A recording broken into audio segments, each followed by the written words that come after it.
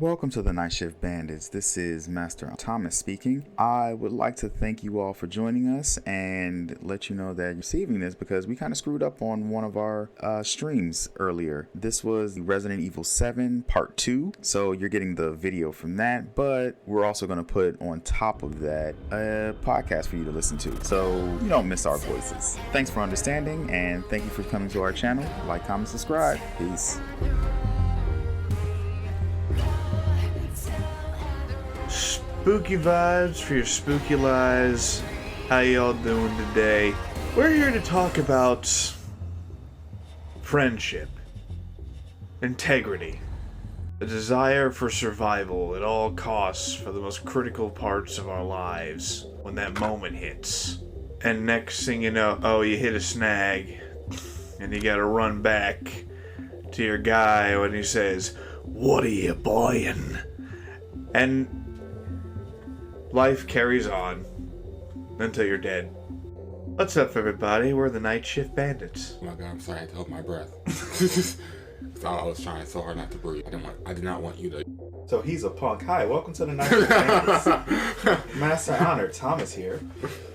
Bri, the cool guy, here again, And ready to yell at Zach whenever he fucks up, which he will. Which I will, because I do it every day. But hey, I learned from my mistakes. It's me, Professor Zach. Because I'm teaching you guys about Resident Evil today. I know a little bit about it, but there's so much I don't know. I am probably... There was a boulder. Chris punched the shit out of that boulder. He did punch the shit out of that boulder, but there'll probably be details missing, characters missing. I may explain something badly. But the point is, today, you're gonna understand at least the gist of Resident Evil. I will teach you about the various viruses, the various BOWs. I will teach you about Silver ghosts. that too. The fuck are silver ghosts? There are ghosts that are silver, duh. Alright, guys. Hit us up, check us out at the Night Shift Bandits on all social media platforms. And definitely donate to us via Patreon and GoFundMe. And if you love to talk about love life and relationships, hit up Perspective Discussions, our sister podcast. But for right now, I'm gonna teach you guys about Resident Evil. You fucking plug. I got that down, don't I? I love it. I'm still wondering what the fuck silver ghosts are. They're silver ghosts. Are there gold ghosts? Ghosts that are silver Yes. in the moonlight, Yes. in the bedroom. Yes. Have you ever danced with the devil in the pale moonlight? Maybe. Nice. But anyway, guys. Is it, Thomas? Yeah, Thomas, what's wrong with you, bro? I don't know, fucking drive. Okay, guys. Alright. Tell me what you know about Africa. Besides there being black people there. It is the cradle of all civilization and human life on this planet. Brian, There's lots of cool animals there. did you know that there's a giant flower bed of viruses in Africa and parasites I may have heard that came from Spain? Yes. So, check out Enter Oswald E. Spencer, right? Him and, Edward Ashford and James Marcus were buddies and chums. And, they went out on an expedition to Africa. Okay. And because, Oswald E. Spencer, he's pretty obsessed with, science and, he's pretty much comes from a real pristine family, the Spencer family. All three of these guys come from pristine families. Of course, Spencer comes from the Spencer family. Edward Ashford family. He's a doctor, by the way. And these guys, of course, are... Wait. First off, Yes. The best of friends.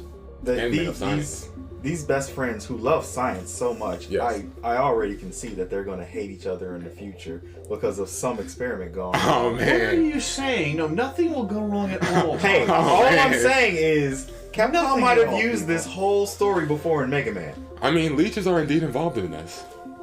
And what he's saying. Leeches will become a thing. I'm just saying. He's just saying. And I'm like, literally... What are you saying? I'm saying that this shit is crazy and it's about to go down because they find, this flower bed in Africa, And of course, the virus that's present there is called the progenitor virus, because the basis of this virus is because the basis of the T virus, which is the main virus in the series, comes from progenitor. Okay. Because what they started doing was that once they found out the properties of the virus, which was pretty much to, I believe it's, if I remember this correctly, it was to, of course, reanimate the dead. Obviously, Spencer was, all three men were like, yo, we gotta monetize this. So, of course, they went ahead, took samples, even turned the whole area into like a research site, and started doing the research and started creating viruses. The alluvium P36 cellular progenitor. They probably say it just like that, but some of them are British, so probably not. So, they, in the midst of all that, they created the organization Umbrella. Now, Because everyone's under that whole thing? Or what? so the Umbrella organization is literally like the main corporate bad guy, Resident Evil. Well, yeah, I knew especially that. like in the. Well, I'm just explaining. Yeah. You know, this is. Oh, Resident right, Evil this is a explainer. Duh, my Yes. bad. I'll shut up So now. did you know that, Brian? Probably not. Capitalism, am I right? Exactly, capitalism. So pretty much, just imagine like Walgreens was just the evil corporation. Like the face. They're not? The face of Walgreens. The face of Walgreens is just happy-go-lucky. Yeah, we like to see you smile. Here, check out our creams. And behind the scenes, they're over here like going in Africa, going to Africa and like various other countries, testing out viruses and selling viruses and creating viruses to just sell to the armies of the world. Right? Alright. And they're sacrificing innocent people to do it. So, pretty much, in the midst of all of that, they do create several labs across the United States, and of course across the whole world. Like they have labs everywhere. And one of the most famous labs is, of course, the mansion from Resident Evil 1, which we're going to get, which leads into that. So, Yeah, they made a movie about that whole mansion, didn't they? they did. That's literally where almost every Resident Evil series kind of sort of starts, in the mansion, except for the newer ones on Netflix. But that mansion was essentially created by I forget his first name, but essentially his last name is Trevor, and his daughter, of course, is named Lisa Trevor, who you'll hear the fate of the Trevors later on down the line, because they're the guys who, because Trevor's father was he was a great architect, one of the best, and Umbrella. Yes, he built the mansion. He built the mansion, and you know that's what Spencer hired him to do, with all the nooks and crannies and lab parts. You know, pretty much what. Then you guys don't watch Better Call Saul, but in Better Call Saul, you know, Gus actually created a outside was on a warehouse, but through secret passageways was like a secret lab to cook meth. Oh. Yeah, it was one of those where secret passageways, you hit a lab or you hit a testing site, things like that. Okay. So essentially, what had happened was, here where we get to like the heinous stuff. Because Trevor designed this, she knows their secrets. So once he was finished, they took him and his family and started experimenting on them in Canada, to the point where only Lisa is alive to this day. Really, she was to a certain point. Because what happened to her is that they kept testing various viruses and parasites on her. So eventually what happens is that she becomes like just a hideous thing of viruses. Like, actually, let me look up Lisa Trevor for you. Okay, Just show so- you a picture. Yeah. So for right now, Yeah. what I'm hearing is these three dudes was like, hey, we love science and we're all bros. And we found this weird thing that brings people back from the dead. Yeah. So let's go ahead and make it holy fuck. She looks like a Cthulhu cockroach. That's literally because they experimented every single virus they had on her. Jeez. Like, Yeah, that's a Cthulhu cockroach. Yes. Yeah, Like that's- literally. And I'm pretty sure one of the faces on her body is like one of her mother. Oh, Or like she lives. I believe if I remember this correctly, she's in like the tomb of like her parents when you find her. Like that's where she lives. But again, that's for later. So. All right. Yes, exactly. So that was the fate of the Trevor family, essentially. And again, we'll talk about Lisa later because she does become very active in RE1, and I'll explain the history with that actually. Okay. Now, as you guys have guessed, the three best friends they start to get knocked off one by one. Oh gee, now, I wonder why. Now, let's go ahead and start off with Ashford, right? And Ashford is very interesting because what happens to him is that he has like two kids, right? Now, his kids. So how many family trees are we going to be dealing with? Oh, there's just these three. Okay. And it's not like there's an extensive family tree generations. It's probably like what, one or two? Yeah, it's like one or two. I mean, technically it's four, but that doesn't come until way later if you want to count that one. Okay. You were going to say something, Thomas? No. It was Bri. Oh, Bri, I'm sorry. No, it was. Yeah, but I mean, it's like. But it goes back to them. Yeah, like it pretty much goes from parent to child, and that's really the extent. So it's like, it's not really, it's not really like generations of people. Like a lot of these games just are the same old characters. Yeah.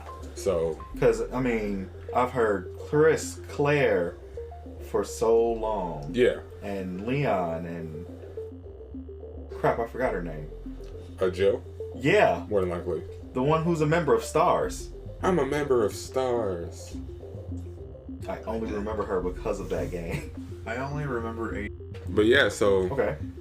So essentially, what happens to Ashford is that. Okay, so Ashford has two kids, Alexia and Alex, right? Okay. Alexia and Alex Ashford, and of course those two have been experimented on as well. Like they were pretty much manufactured. So most of the kids, 9 times out of 10, if you're a child that for somebody that works for Umbrella, you've probably been experimenting on you're manufactured. Okay. So I can see that. Yeah. So these kids, right? As you do, you pretty much have to tell your kids. You pretty much have to talk with your kids. Mm-hmm. Now, being an experiment, you kind of have to have a different kind of talk, saying that, hey, you were manufactured in a lab, or we experimented on you, blah, blah, blah. Now, with Alex, because he was told this at a later date in his life, he went crazy. Oh, yeah. Yeah, he went crazy. Like, he was just, his mind was broken. I mean, honestly, if you were told at, like, let's say 17, hey, everything that you remember, that wasn't real. You were created in a lab, and you were bred for this specific reason. Exactly. Yeah, have a huge mental breakdown. Yeah. Telling them from a kid, I think, is definitely more humane. They should have did that with Homelander. But hey, guess what? They told Alexia when she was younger, and she was like, "I'm gonna embrace this shit." Because so when you're a kid, you're like, "Oh, you gave me superpowers? Awesome!" And then yes, because I won't spoil it because that's in Code Veronica where we deal with pretty much with those two kids. Code Veronica is where we deal with all the drama with that. All right, so we put a pin in that. End of the day, we'll put a pin in that because end of the day, Alexia freezes herself because she needs to perfect the T Veronica virus. Wait, is that different from the T virus? Yes. Ooh, yeah, later on, bro. Okay. Later on. And then with Alex, he just becomes crazy. And then, I'm not going to spoil his twist, but his brain becomes broken as time goes on. Okay. And with their dad, unfortunately, he did die. Turned into a monster, but then he did die. So he's completely off the table. So Ashford family, gone. Right? All right. Then, now we got to deal with Marcus. Now, the thing is with Marcus is that Marcus was set up. He had 2 apprentices, And what happened was that those apprentices betrayed him, and they thought they seemingly killed him. But, you know, Marcus had experiments too. And the thing with Marcus was that he used those experiments in a way to come back to life. He used his experiments to bring himself back to life. Yes. He's a lich. So we'll talk about that later on. You'll hear more about that one in this podcast. But again, put a pin on that because that becomes some shit. As it does. Yes, but the one who puppeteered all of this was, of course, Oswald E. Spencer. See, Spencer's a greedy guy, right? Right. He's a bastard. Like, he's just... He's evil. He's the big cheese of Umbrella. He took out his two homies and the guy who built his crib, one of his crib, and just took them off the table because he wanted all the money to himself.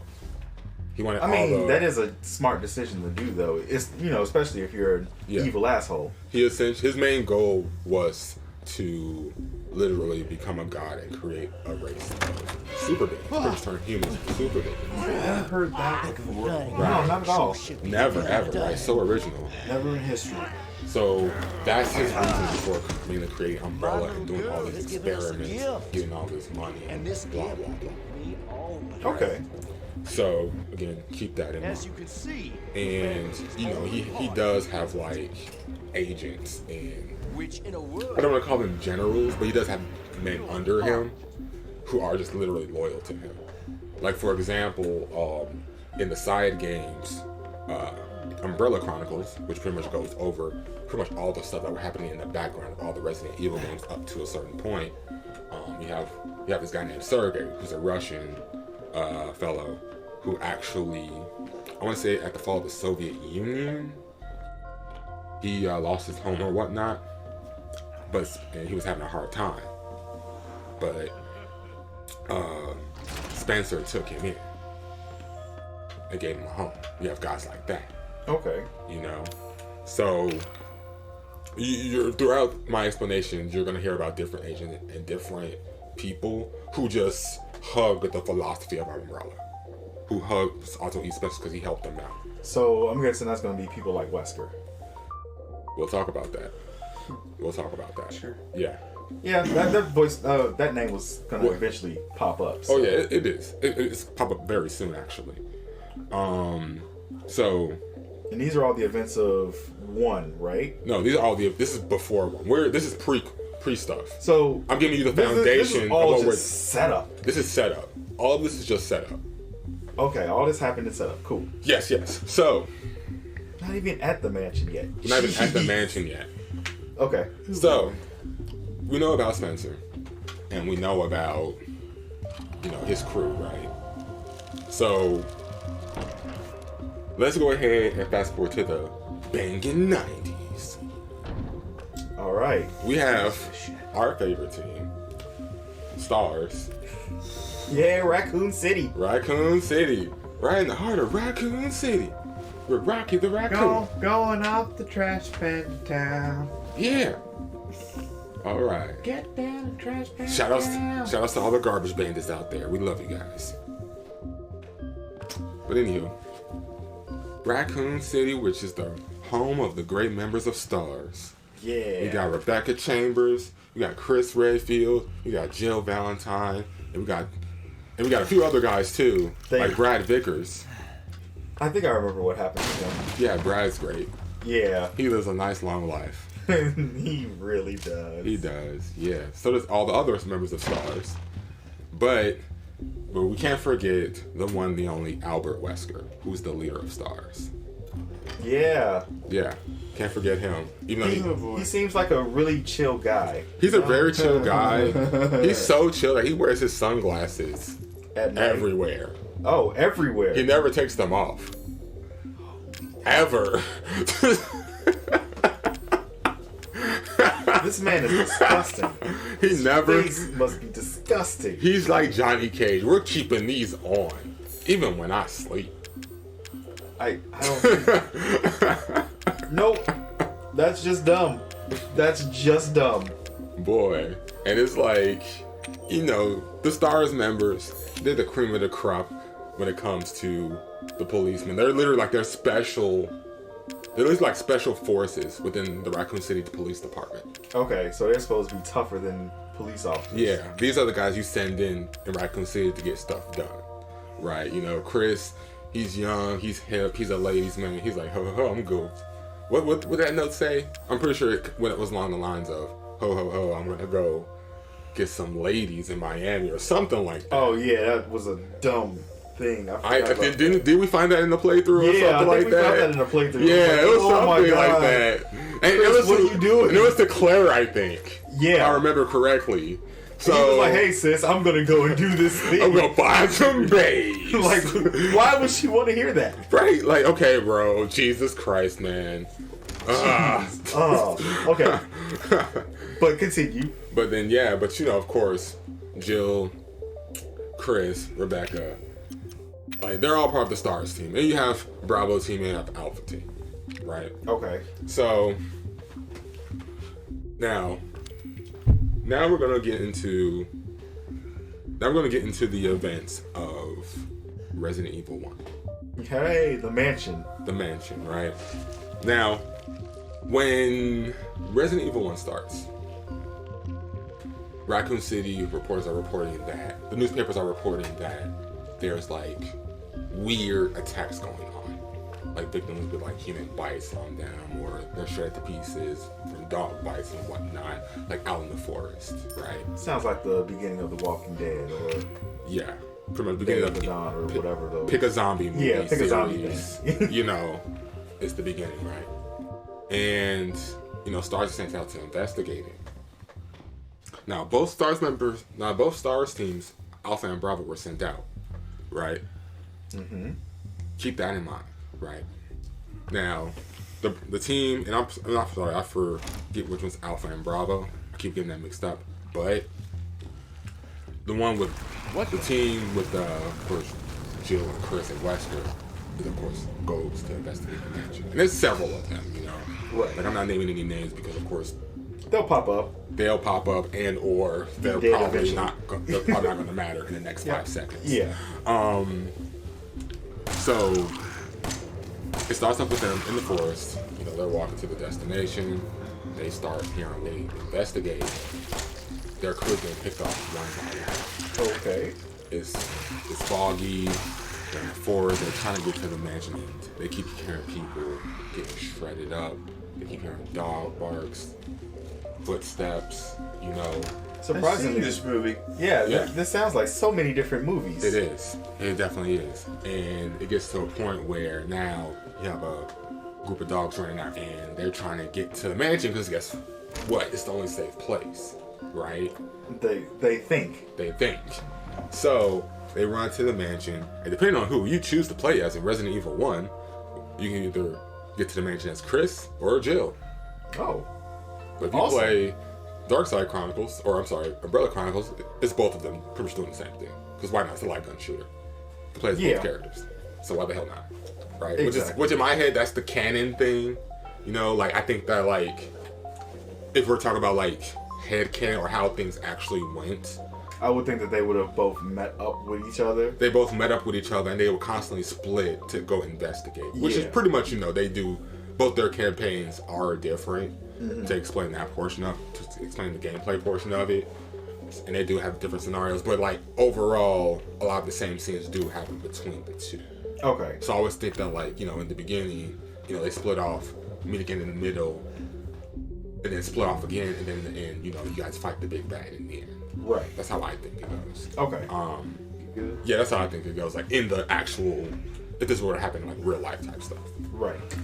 But yeah, so you get to the mansion, it's you, Wesker, and everyone's favorite older guy who kicks ass, Barry Burton. Hey, Barry, not Alan Burton.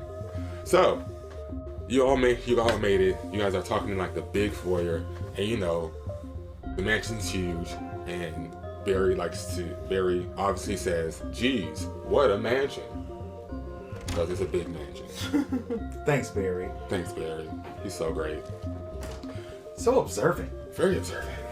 So now, he's a good boy. Okay, so now, you know, you're a character, and again, whether you're playing Jill or Chris, you know, you start to, like, look around. You know, you start to see what's going on. Because, I mean, the mansion already looks creepy, right? What happens is that you start to find clues and start to see little pools of blood, and you hear it's eerily quiet. Go through another door, you hear something starting to munch. It's biting you. They go down the hallway, turn the corner, see someone hunched over a body, bloody, eating. Balls, torn up clothes, just white skin. It turns around and looks at you. It has a bloody mouth. And that is like one of the most famous scenes of Resident Evil. Is when you see the very first time. When he's actually staring over the guy, eating, chewing on him. And then you pretty much walk up and he turns around and looks at you with his bloody mouth. Well, technically it's not a zombie. Because it was a virus that did it. Well, no, it's still a zombie. Zombies can be well, they are dead. So, because we have a story going on in DC where it's a computer virus essentially. Oh, I heard about that. That's dumb. That's shut up. This is why no one likes you, DC. But that's where exactly. you see that's where you see the first zombie. So essentially, you're running away from the zombie because it's like, what the hell? I'm shooting at it. It's not dying. Oh no, let me run.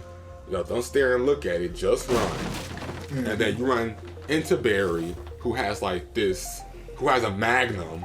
Oh. Who just shoots the zombie a good 3-4 times and is down. What a G. What a G.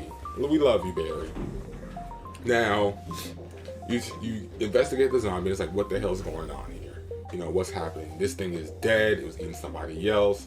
What the fudge muffins in a giant basket, right? Okay. So now this is where the party begins because we have several just creatures, like nightmare creatures. No, not the game. Just I forgot about that game. I love that game. Oh my god, I love nightmare creatures. But we got several nightmare creatures throughout the mansion that's trying to eat us and destroy us and just do whatever to us as we try to figure out what the hell's, you know, Jill Valentine, who's the master of unlocking. You know, she does her investigation. Like, she almost becomes a Jill sandwich at one point. I was wondering when that was going to come up.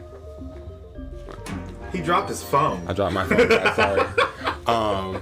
Didn't mean for that to happen. But hey, that's fine. That's why I was quiet for edits. But yeah, she becomes a Jill sandwich at one point. You know, or she doesn't. She almost did because Barry saved her. Right. Wait, Barry saved Jill? Yeah. From being a Jill sandwich? Yes, because he mentioned it. You were almost a Jill sandwich. Is that where that line is from? Yes. Resident Evil 1. Yep. I did not know that these games were so cheesy. Oh, they were meant to be cheesy horror films. Well, see, cheesy. Here's the thing. Favorite thing about Resident Evil is the fact that it's cheesy as hell. Like, yeah, everything before Resident Evil 5, and I don't even argue in 5 and 6 is cheesy. There's a different kind of cheese. All the lines are very cheese. Like, I'm talking like going to the corner store, getting you a bag of Flamin' Hots and putting meat and cheese on that, bro. Ew. Cheesier than that. Ew. It's cheesy. Ew. Wait, don't say look, that's delicious and nutritious. Ew. Whatever. Anyway, but yes, that's where all the famous lines from Resident Evil came from. You know, like, just pick one. Like, just pick a line. Come on. I can't think of any other ones. Because Jill sandwich is the best one. Jill sandwich is the best one. I still want a Jill sandwich, sir, where she's between 2 slices of bread and giving you the cool. You know, now I'm thinking about that. Jill sandwich sounds kind of disturbing. Anyway, Barry said, the point is, he says I've become a Jill sandwich. What a gentleman. You know, yeah. Saving her life. And throughout the series, you know, we fight different bosses, such as Plant 42.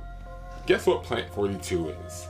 I'm going to go with a plant that is labeled 42 because it's an experiment. You're correct. Okay. We fight, you know, Cerberus. Guess what Cerberus is? I'm going to go with a 3-headed cat. No. Ah! Go ram it. It's the name of the dogs. Brian, guess what yawn is? Fun. Yes. disfigured fat guy with a big head and a bigger mouth? No, that's later on in the series. It's a giant snake. Okay, I guess that sort of fits into the big mouse. The whole open mouth thing when you yawn, yeah, I get that because it's going to. The snake jaw and snakes can expand. Yeah, there's some more of that Parmesan that you were talking about. So, and last one, how about Neptune? What do you think Neptune is? Some water thing, probably. What's the most obvious one? Fish. Octopus? No, a shark. Sharktopus. A big, dead, great white shark, which looks kind of cool, but my God, I do not want to be in the same water with it. I wouldn't want to be in the same water with a living shark. But still, I don't want to be Samuel Jackson, okay? Bro, he didn't even deserve that in that movie. He didn't, but they did it anyway. But anywho, Sharks don't impress me. Mainly because I grew up with them. well, he'll probably like you. No. Like, still no. This is, Still no. you say no, but the shark says yes. No. Giant dead shark that's just swimming around in the water. Yeah. Not like, it may saw actually that like movie. Brian. Let's throw off everything I was thinking. Is this time for a Brian story? So, I grew up in Sarasota, Florida, and sorry to rain on the parade music. And there's this one part of Ark called Turtle Beach, because it's a very popular spawning spot for sea turtles. That's a very big deal. If anyone just in Florida, if you step on a desert, you get arrested on the spot. That's how serious it's taken. And another thing that's well known about Turtle Beach is that it's a favorite spot for hammerhead sharks. And I remember when I was getting my diving license for scuba, we were going to do our checkouts at this beach, but then basically Turtle Bay is known for sea turtles, tarpon fishing, and hammerheads, because hammerheads love to eat tarpons. And for those of you who don't know, a tarpon is just a really, really, really, really big fish that's really popular in game. Anyway, big fish attract bigger fish. And I remember, I think I was about 14 at the time, and we were out there in the morning, and we see guys fishing for tarpon out there, it's like they always do, and all of a sudden this guy is ready to pull this big sucker out the water. A big hammerhead comes up, swipes it right out of his hand, and That's nature being like, mine. yeah, yeah. So like the checkouts ended early. You could probably guess, because yeah, no thank you. Yeah. And like there was also another time when I was very, very young, and I remember it fondly because we were fishing. I was fishing with my dad, and we competed to see who catch a better fish, and I won because I caught a little. They're called mini hammerheads, but their official name is a bonnet head. Just imagine a miniature hammerhead you could fit in a fish tank, and that's a little bonnet head shark, and I caught it. Nice. And then another incident like that happened where we were fishing, and I kept catching the same fucking bonnet head a total of 4 times because it was really hungry, I guess. Wow. Yeah. Back to the story, Zach. Yeah, we were talking about a big dead shark. Back to you, Zach. Back to Big Dead Sharks. And that was Brian's story time. Story time with Brian. That doesn't match up at all. Doesn't matter. Alright. So now a combination of Chris and Jill fight these various monsters, or as we call them in the world of Resident Evil, bioorganic weapons, aka Bows? yes, bows. Or bows? Bowels. Bowels. Because they always look like crap. Hey. They literally do, especially around Resident Evil 7. Anywho. Big odd walrus. That'll be later on. That's way later on. So now,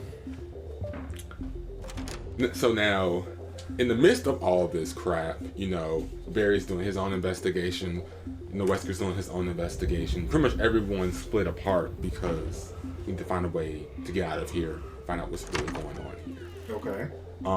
Now, in the midst of all that as well, you know, Jill and Chris, they find Rebecca Chambers. Now, she got to the mansion a different kind of way, which again we'll explain later. And she was with a member of STARS who unfortunately passed away from yawn. Essentially, the giant snake can poison you as well if he bites you. Oh, really? Yes. So they made an anaconda that's venomous. Yes. A big one that you have to shoot in the mouth because its skin is too hard. Oh, so they made a virtually indestructible giant venomous anaconda. Yes. Nice. That's the thing. These are actual weapons that they were going to sell to the military. How much were they going to get for it? A lot of money. Well, I want to know the specifics. A lot of money. Just, I don't know, suitcase of money, I guess. I have no idea. Okay, suitcase of money would at most be about 500,000. Probably. That does not sound. That's cheap. They are. Oh wow, they're just giving that away essentially. Yeah, but essentially, yes, they were actually doing experiments here for weaponization. You know, and you're fighting these various experiments, and people are just dying. Like you see crew members die. You see people who start the game off with just simply die. You know, and it's like. It's just that powerful, and the characters you play as are just that good at their job. Like everyone who survives this is just really that good, including Rebecca Chambers, who's like the youngest member of STARS. Like she's literally like, if not in her early 20s, her late teens. So she's not even old enough to drink yet. Yeah, and she's experiencing this and goes on her own adventure as well. You know. And she's over here trying, because she's the medic, right? So she's trying to tend to her teammates and whatnot, but you know they keep dying and whatnot. How old is she? Well, I can pull up her exact age if you give me a second. So she's extremely young, having to deal with zombies. I'm sorry, bowels, coming around and destroying everything. So in the beginning. At the start, she's 18 years old. Okay. Like what, you get discharged from the army or what? Yeah, I guess, I don't know, maybe they were having like a little... 18-year-old medic? She's an 18-year-old medic. What the fuck's she gonna know how to do? How did she get the medic? Yeah, what the hell's she gonna... Wait, what the hell's it? But I mean, you know... Was she studying medicine since like the age of 12? Yeah, like... But that's what I'm There's saying. just one TikTok that comes into play here. Yeah. Senior medic, rookie medic. And the rookie's like, oh, that looks bad. And should I give you an IV? I need to work on my IVs anyway. Like that's what I see. A little girl giving cheesy one-liners while trying to figure out how the fuck to keep this guy alive. Mm-hmm. And uses an IV bag and a transfusion kit for a bleeding knee. That's a high schooler. Yeah, she's 18. This is Rebecca Chambers. That's a high schooler. Yeah. There's no way that she's a medic. No. She's a medic. But hey, don't underestimate my girl Rebecca because she knows how to handle some firepower. Oh, so she's very good at shooting. Oh, she's very good at shooting. Like really good at shooting. Look at that. Look at her guns. Look at those guns. So she's an anime character. Yes. Okay. So she knows how to fix you up. That explains why she's a medic. What you carrying here? It looks like two pump shotguns. Like no, like the MP5. I could put a little girl like that wielding an MP5 and a fucking cylindrical grenade launcher, and he literally. What the fuck does she lift? And it looks like she's just carrying it casually. Like with both hands. The hell? How much does she lift? Look at them skinny arms, bro. Like she learned from Chris. She has chimpanzee or what? Yeah, so it's like, Rebecca's... Everyone... There's a lot of Rebecca fans.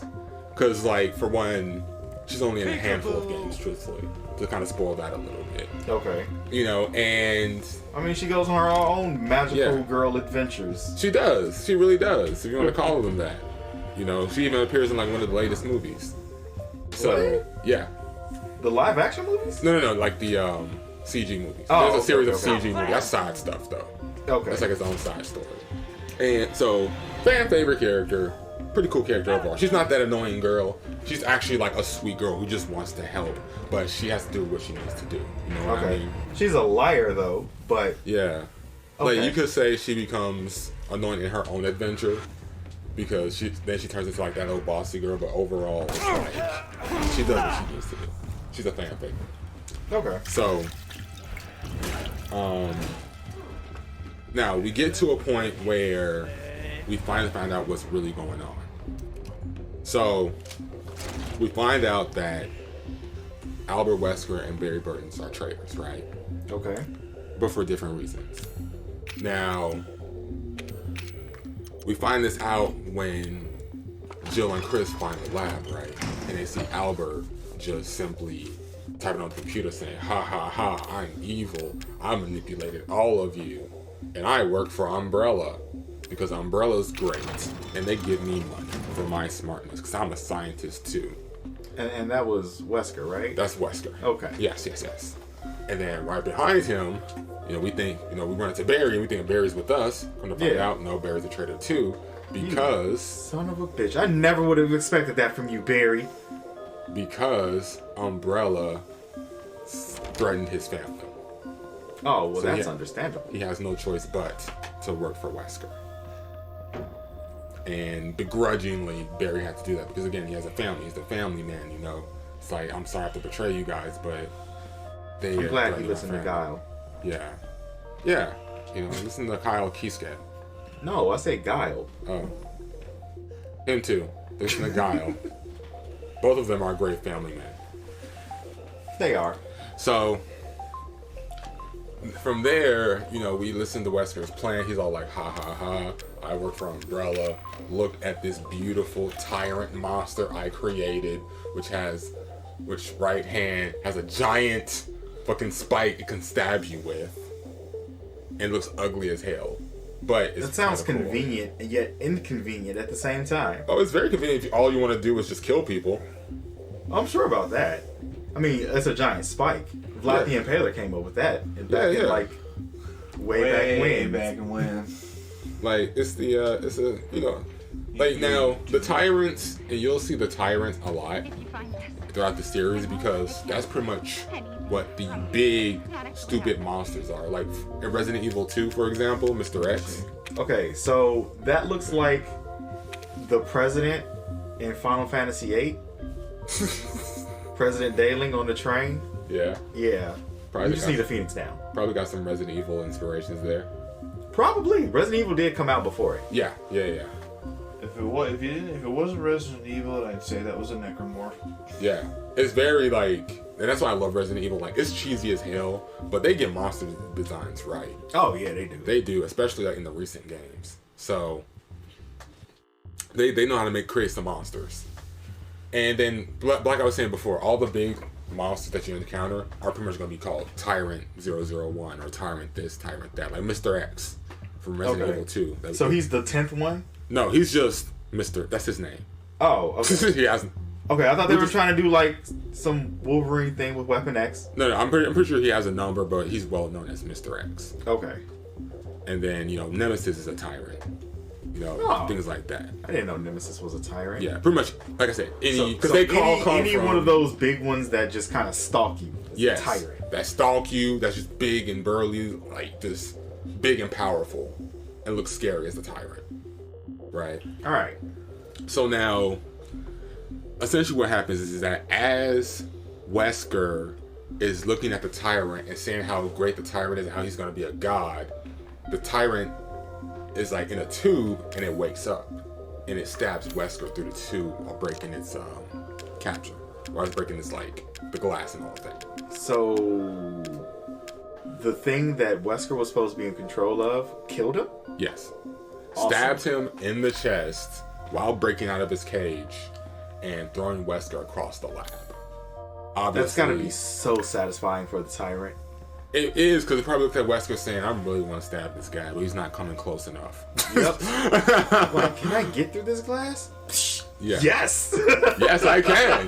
Because I'm awake. Because Wesker was going to activate the tyrant so it could fight Jill and Chris. Oh, so since he didn't activate it and it woke up on its own, it probably retained No, he activated it. It's just that the control wasn't as good as he thought it was. Oh, okay. Yeah. So he activated the I'm sorry, that's the detail I forgot to mention. He did activate the tyrant, then walked over, and then got stabbed by it. Because now it's awake and it just sees you, and it's like, I need to get the hell out of here. And it probably did know what he looked like, and it got poked and prodded and hated that. Right? I can see that. So Wesker is off the table. Now, the tyrant sets his sight on Jill and Chris. So now we're gonna go ahead and box, right? Except we're gonna shoot each other. We're not gonna box. We're gonna box with bullets. We're gonna box with bullets, and that's what we do. The tyrant tried to run after you and stab you, but you shoot it with pistols. Okay. I like how this giant indestructible being gets taken out by 9mm. You found out that everyone gets killed by pistols. Everything gets killed by pistols. Oh my god. Why? Why? Because pistols look cool when we're trying to make a cool action scene. It's a great solution. It's a great solution. So it dies, and then you're like, oh, we get out the lab because everything's about to self-destruct, right? You know, monsters are out, viruses everywhere. The whole mansion's about to self-destruct. We got to get the hell out of here, right? Okay. Wesker's dead, blah, blah, blah. So we get the hell out of here, and we call on our homies to get the helicopter. Helicopter's on the way. It's coming. We go outside. We say, yo, land here. And guess who comes from up under the ground? It's the tyrant. Oh. Tyrant That's not comes who back. I was thinking at all. Yes. Tyrant comes back. He's like, what the fudge? We're about to go into round 2. You got lucky the first time around. Then what your homie in the airplane does, he said, I ain't about to land, because that would be dumb. But I will give you some grenade launchers to help you out. He was smart. Yes. He was smart. I can't even say anything. He was smart. He's the only smart person that I've heard of so far in this story. So again, that's not what he says, but you feel the energy of, I'm not landing there. Yeah. It was probably something like, oh, it looks too dangerous to land, but take these instead. Exactly. He give you some badass rocket launchers, so Jill and Chris are like, yo, let's get the rocket launchers and let's end this. So they say some corny lines, aim it at the tyrant, and they're like, eat this. Shoots the rocket launcher at the tyrant, and it blows up. And then you get like the triple shot of the rocket about to hit the tyrant before it actually hits the tyrant. It's like, and then That's a dumb shot. it's a dumb shot, but it's so fucking epic. I'm not gonna lie. When you shoot that rocket launcher and then You get the 3 different angles. Yeah, You it's shoot like, the rocket. It makes you feel like you're badass. So I'm not gonna lie. In video game form, it makes me feel cool as hell. You know, and shooting a rocket's already So cool. I didn't even see this scene. Yet Yeah. I knew it was 3 different angles. Yes. You didn't say it was 3 angles. Nah, Okay. nah. Cheesy. Cheesy as fuck. Especially with the one-liners. Like, you gotta love the one. You gotta do a one-liner when you shoot a rocket, or shoot a big gun. Okay, yeah, when you shoot a big gun, yeah. Like you gotta have to be like, it's been revoked. Boom. What's been revoked? Doesn't matter. You are terminated. Okay, I can see that. Put that cookie down. That's just terrifying. That's overkill for a cookie. If it bleeds, we can kill it. Well, that's fair. It is. It's very And fair. very true. Okay, wait. So this tyrant is dead. It's okay. Now it's officially. We blew it up. It's dead. This isn't nothing special. It's literally a big guy with a weird hand that had one big ass nail on it. It's dead. Okay. We're done here. So, okay. Yeah. Yeah, as they fly off in the helicopter as the mansion just explodes in the middle of this forest, causing no fires. That's so 90s action movie. Yeah. It hurts my head. And guess what? Guess what's happening? 90s. Guess what's happening? Oh. It's the sunrise. Of Got course. the sunrise. Of course, it's a sunrise. We Please got don't tell the me that there's some lame sunrise. rock song that's playing over it. No, it's not. But it is some lame like victory theme. Oh, it's kind of somber too, right? It's a little bit somber. You know, you see Jill laying on Chris's shoulder, saying, "Man, we got through this, bro." I could have written this. You know what I'm saying? I could have written this. You know what I'm saying? Like, And not this even is just- trying, just like whatever. This is just, you know, that's it. Oh, also what I forgot to mention was that in the midst of, let's backpedal a little bit. Okay. So you know I mentioned Lisa Trevor, right? Yeah. Now in the midst of everything, you do run into Lisa Trevor, and she does stalk you, and she tries to fight you. Now the thing is, she's just trying to ask you out. that too. She probably just wants you to play Uno with her in the grave of her dead parents. I'm sorry, I don't play Uno with literal monsters. But here's the thing, issue with her is the fact that none of your weapons work on her at all. So, do you have to get like some special weapon, or I don't know, fire? I mean, fire does work, and I'm sorry, it's been a while since I played the original, so I forgot what exactly you do for the basics to show her. Pretty much in the tomb, I want to lean more. It's literally the tomb of her mother, because what happens is that when you beat her, she actually falls into the tomb of her mother and actually dies with her mother's skeleton. Oh. Yeah. But what I wanted to point out was the fact that, again, like I said earlier, they poked and prodded at this girl, gave her every single parasite and virus. So one of the reasons why she doesn't feel your bullets is because she probably can't feel. Oh, that's very terrifying. Yes. And I don't know what all these viruses do either. Exactly. And every virus that they experimented on is inside of her. That's why she looks like that. Yeah. That's why she lives in like a cave not too far from the man. Yeah, she's just very much the Hunchback of Notre Dame. Yeah, literally. And you know, you pretty much put her out of her misery because it's probably torture. Aw. Yeah. Good for you being the good guy. Yay. Yeah. So lucky. So Alright, so this was all still just one. this is one. Right. Alright. Now, in the midst of all that, if you want to give some side details, well, no, I won't say that just yet. But this is one. Mission complete. Okay, cool. Right? Now, let's move on to 2. Now, between 1 and 2, some other stuff happened, right? Now, let's enter William Birkin. Now, William Burke is a scientist for Umbrella.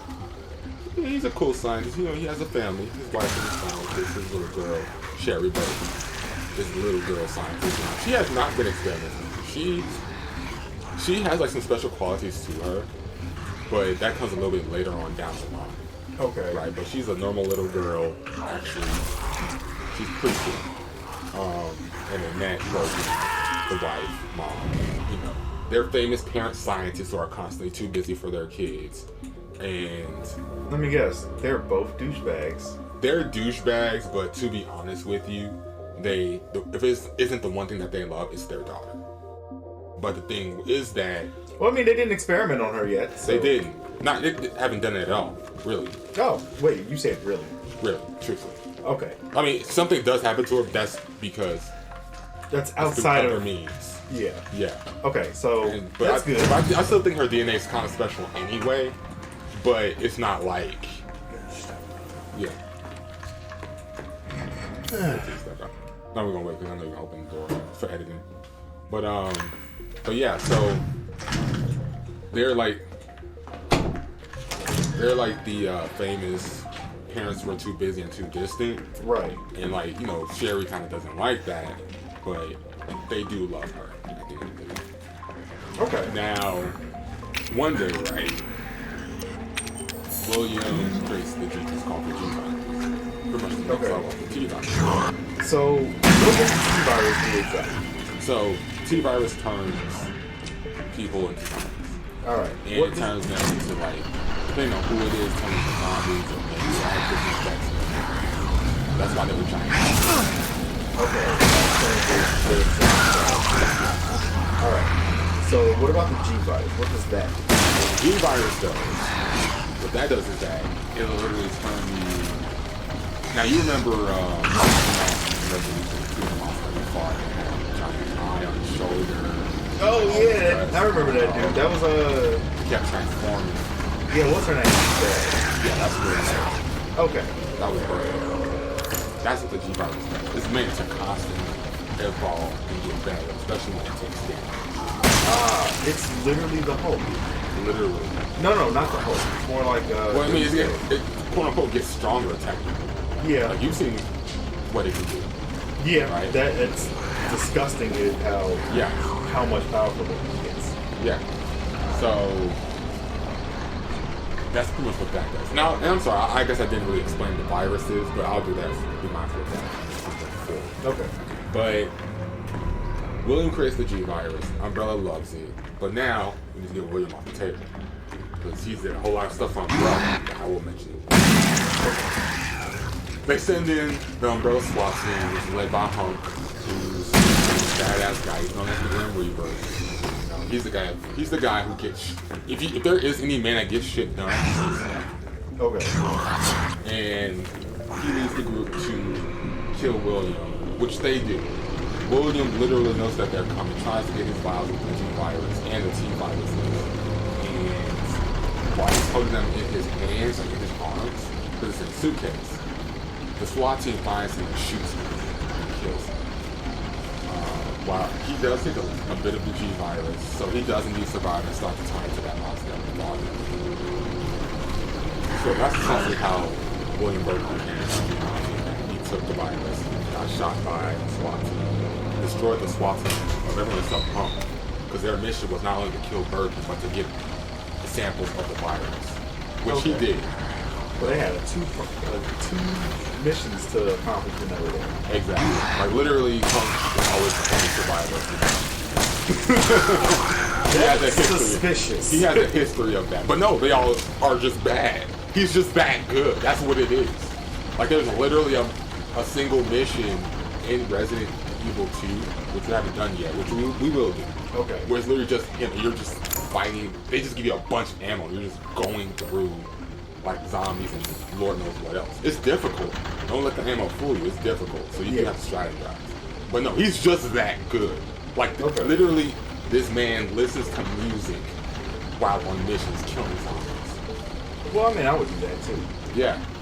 Like literally, you're playing because you have a mission with him in the Wii game, the Umbrella Chronicles, and you hear his music going on. You're just shooting up zombies, having the best time of your life. You know, help doing Umbrella. He's one of those guys who's just married to Umbrella. He's just that good and that evil. All right. Yeah. So they do that, and some of the viruses are on the floor. They spill. Obviously, this lab is in a sewer for whatever reason, so all the rats eat the virus. And throughout Raccoon City, they're biting people, spreading the virus. Oh no, we got a virus outbreak of zombies. Wait, did they just take the bubonic plague? Yes. Imbibe. Yes. Wait, I love how they're writing this. They're just like, all right, we need a random point in history where there was like a virus spread. Yeah. What about the bubonic plague? Yes! Thank you for that. This is science. All the rest. This is science fiction, so they're gonna give Bruce explanations for everything. So you think too hard about anything, it's like, what the fuck? Oh, it unravels very fast, as I'm doing right now. Yeah. Unraveling. Because it's hard to believe that this virus, especially with rats involved, just stayed in this one area. But I guess they were in the middle of the forest, so whatever. Even if it is a rural area, it would have got spread to some other animals that are in the forest and then spread out from there. So, yeah. Sure. Exactly, sure, whatever. You know, it's a Midwestern city. Oh, yeah. Yeah. Over here in the Midwest, we don't have animals that go freely between states. Not at all. Not at all. I saw a deer yesterday, guys. I saw a coyote last week. Yeah. I saw a coyote. It was in the zoo. Find out in the next episode of Dragon Ball Z. It was in the zoo. Yeah. Okay, it was in the zoo. Hey, Anyway. I'm knocking, it's free. Hey, but anyway. So, another outbreak happens. So this is in Raccoon City. This is where the famous Raccoon City outbreak happens. Pandemonium, cats and dogs Wait. together. What? Let me guess. All the members of SARS were like, yo, we got this. And they handled the situation perfectly. No, you forget there are no members of STARS. Oh, right, they're dead. They're right. dead. Guess what? 'Cause I'm about to get to that. STARS is just out of commission because guess what? Because Jill and Chris were trying to tell people what was going on. Because keep in mind, at this point in time, they're just cops essentially. You know, so they're trying to tell people what's going on, and Umbrella gets wind of it, and like, we gotta shut these guys up. So, you know, Chris goes to Europe because he's like, yo, we gotta find a way to stop this. And Jill is like in Raccoon City trying to put an end to this as well.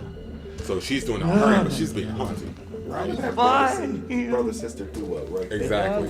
They're kicking ass and taking names, but they're getting haunted. But again, we're not going to talk about at least Jill just yet. All right. Now, coming into town, we got Claire Redfield and Leon S. Kennedy, right? You had to say the S in there, didn't you? Because you can't say Leon Kennedy. You have to say Leon S. Kennedy because this man deserves his whole name. He lucky I didn't call him Scott. Like, only one character had the audacity to say his middle name, and he's dead. All right, I'm guessing I'm going to find out about that. You will. But, so when you say, you either say Leon or Leon S. Kennedy. So, Leon's over here. We'll start with him. He's going into town, stops at a gas station. Claire's going into town, stops at a gas station. You know, right behind Leon and whatnot. Leon goes in, investigates, you know, the gas station. Come to find out, zombie in the gas station. Boom, boom, boom. Zombie horde comes.